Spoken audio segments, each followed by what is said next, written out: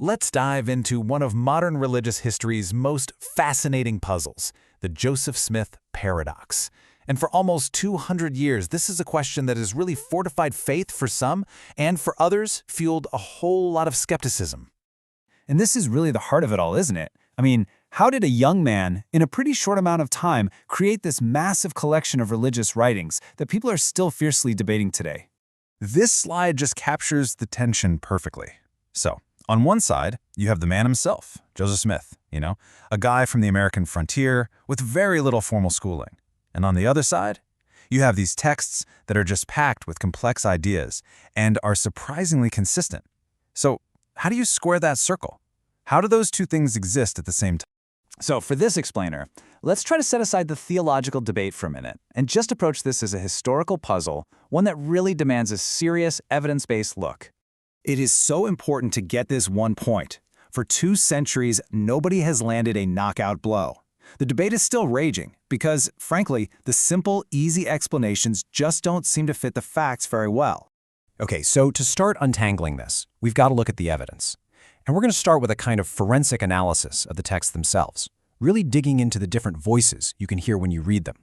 And this is where the puzzle gets really fascinating. So on the left, you've got Joseph Smith's actual voice from his letters and speeches. It's informal, kind of repetitive, very much a product of its time. Now compare that to the voice in the Book of Moses. It's like night and day.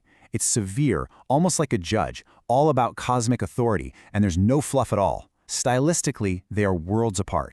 And the plot thickens. If you take that voice of Moses and then compare it to another text, the Book of Abraham, you find a completely different personality again.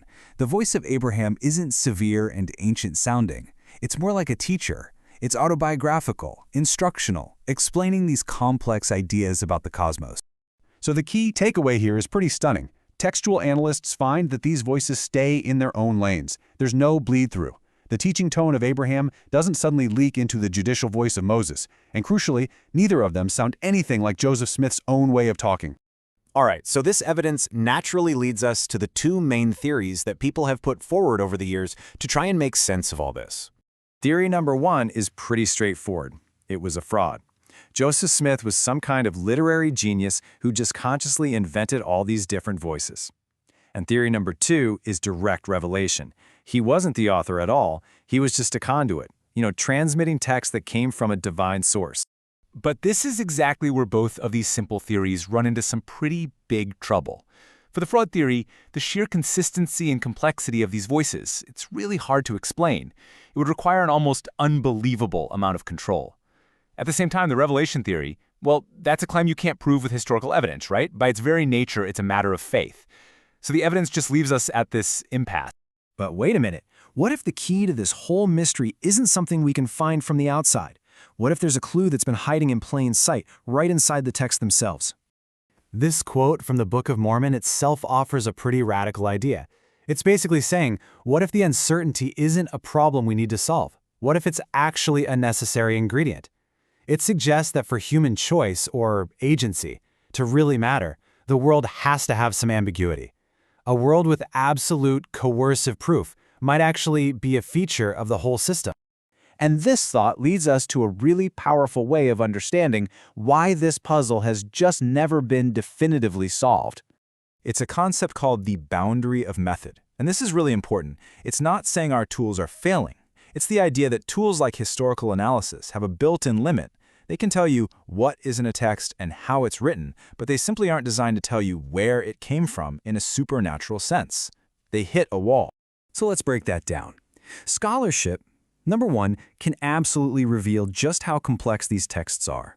Number 2, it can get rid of naive explanations, like, he was just a simpleton.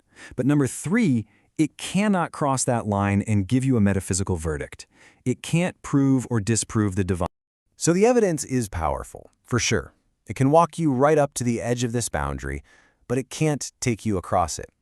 That final question about where these texts ultimately came from, it just remains outside the reach of what we can empirically prove. So where does that leave us? If the evidence has taken us as far as it can possibly go, what happens next? Well, the investigation kind of shifts from finding a conclusion to making a decision.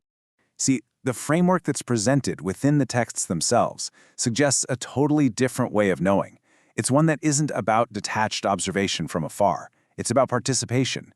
It's this idea that commitment and engagement have to come before you get the final verification. And this brings us right back to that core idea. The ambiguity, the lack of coercive, undeniable proof, the very fact that this historical puzzle exists. Maybe it isn't a bug.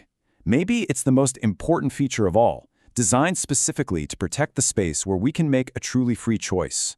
So we're left with this question.